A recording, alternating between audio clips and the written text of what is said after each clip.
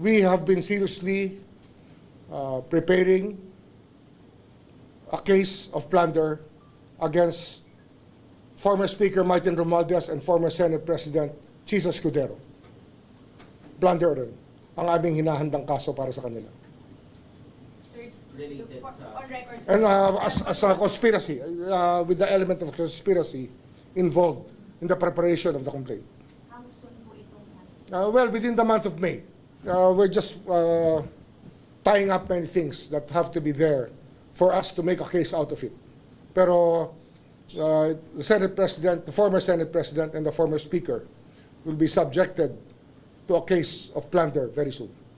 May sabi na nga ang House Kongreso at ito po'y tinanggap namin at bibigay namin ang salin ni VP Sara.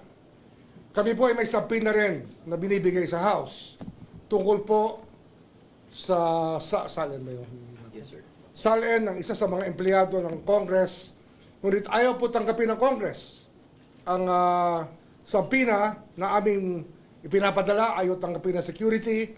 At ito, public notice lang po. Susunod na gawin po sa amin to ng Kongreso, I will cite the Secretary General in contempt. At hindi ko may papayag na baliwalain nila ang Office of the Ombudsman. At ang sabinang yon ay nauukol kay Safronio Gabunada, isa sa mga House employees. Ang ranggo niya yata ay Deputy Secretary General. At ito po ay tungkol sa mga plunder cases din na aming hinahanda sa mga congressman na kinauukulan. flood control related? Flood control related. At tataka kayo, hanggang ngayon, wala pa rin ang mga salin ng Kongreso. At ito, fair warning na naman sa Secretary General na hindi po kami papayag. At sa linggong ito, pag hindi namin nakuha yung mga salin na una namin hiningi, ay sususpindihin ko po siya mula sa posisyon. Magkasubukan na po ang ating legal system kung ito po ang kinakailangan. May rason po ba yung House kung bakit sila tumanggi at meron official na tumanggi? Wala sa akin, wala hong dahilan dyan. Kung gusto may paraan, kung ayaw may dahilan. Ngunit hindi kami pumapayag sa kahit ano pang dahilan. Sapagkat sa sabina ng Ombudsman ay sabina po ng batas. Sorry. Itong sabina po for Sofronio ay para ibigay po ni Mr. Sofronio Gabunada sa inyo yung mga salin ng isang congressman lang po or multiple Salin, yes, sir. individuals? Salin. Salin niya mismo. Ani Sofronio. Siya po ay aming iniimbestigahan din dito sa Office of the Ombudsman. So sir, itong nirereklamo niyo pong parang hindi po nire-recognize yung inyong sabina. Concerning Sofronio Gabunada lang. Yes, hindi, pero ang Secretary General kasi matagal nang umiiwas na ibigay sa amin ang nire-request namin mga salin. At ito po ay magkakaroon tayo ng medyo problema sapagkat ito po ay tungkulin nila sumunod sa kautusan ng Ombudsman. Tungkulin po nila yan.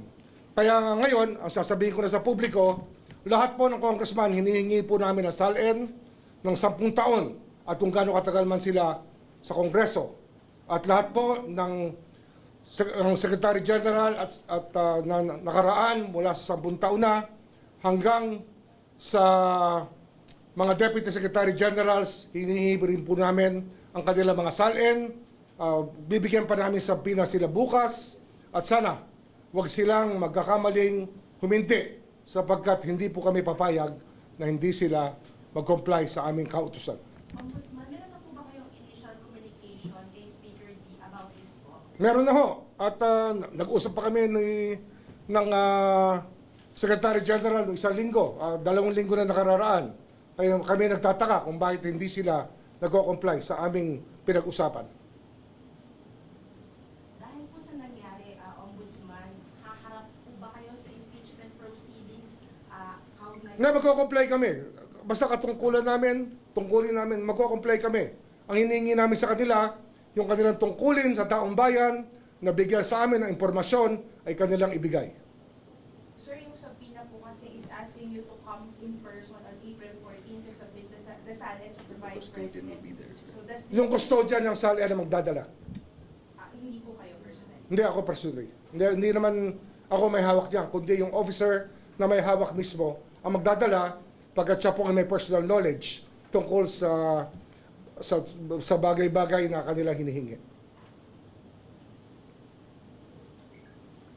Sir, may naisip ba kayong reason kung bakit ayaw i-provide ng ibang lawmakers yung SAL-N nila? Hindi ko naintindihan kasi ang batas ay batas, dapat sumunod sila. Huwag din sasabihin separate branch of government. Kung sila ay kahit speaker pa o kahit ano pang rango, pag may subpoena po, sumusunod po tayo. Kung sa korte po tayo, sinabpina, susunod po tayo. Kung sa ombudsman tayo sinabpina, susunod po tayo. Yan po ang nasasabi ng ang batas na nilikha upang bigyan ng poder ang Office of the Ombudsman. We have been seriously preparing a case of plunder against former Speaker Martin Romualdez and former Senate President Chisa Escudero. Plunder rin ang aming hinahandang kaso para sa kanila. Sir, Related sa- on record, sir. And as a conspiracy, with the element of conspiracy involved in the preparation of the complaint. How soon po itong Well, within the month of May, we're just tying up many things that have to be there for us to make a case out of it. Pero the Senate President, the former Senate President, and the former Speaker will be subjected to a case of plunder very soon. Flood control case, flood control related po ito, sir. Ito. Flood control related in so many ways, yes. Ombudsman, sila na ba yung sinasabi nyo kanina na matataas na opisyal? Nakasuhan? Sila yan. Pero marami pang iba kasi nga marami pang ibang mga miyembro ng dalawang bahay na maaaring tamaan din ng mga kaso ng plunder sa aming hinahanda ngayon. Sir, curious lang, since ito ay involving former Senate President and Speaker, may kinalaman din ba sa violation of, drafting a budget? Exactly. Not necessary. It's actually the way that the budget was passed upon by the two houses and how many things have been implemented because of that. Budget process, sir. Budgetary process. Conspiracy. Conspiracy. Sir, pwede niyong ma-explain paano po nag-evolve dun sa part ng Now you'll get it later on when we explain the facts. Makukuha nyo yan. Madaling maintindihan. Actually, narinig nyo na yung istorya eh. Narinig nyo na yung istorya mula sa mga testigo dati sa Senate. And if you think about it, there was a conspiracy to commit plunder. I think you can put everything together. Kayo mismo, you can put it together. Information about yung request po ng Ombudsman sa preventive full departure order for the Yap brothers. This was granted by the court. Mm. Nakalagay po kasi dito sa request nyo, you cited na they may be liable for graft and malversation. We just like to have a confirmation. Isa yan sa aming inahandang kaso. Marami pong kaso na malamang lumabas na ngayong Abril at marami pong lalabas na kaso sa Mayo. At hindi lang po malversation, kundi plunder po, ipa-file na namin. Plunder cases will be filed by this office against high-ranking people very soon enough, by the month of May. But sir, as far as the Yap brothers are concerned, graft and malversation pa rin ba hindi? Pwedeng plunder din, depende pa sa aming findings. Pwedeng plunder din. Because we want the Supreme Court to revisit the doctrine of plunder. Yung doctrine ng Korte Suprema sa plunder ay dapat mausisa muli sapagkat tila ginagawa nila imposible ang plunder maging krimen.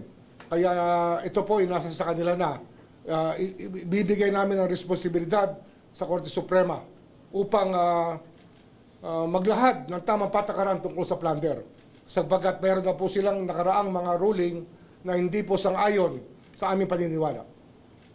So, sir, sorry, yung sa Supreme Court, you filed a motion for them to clarify?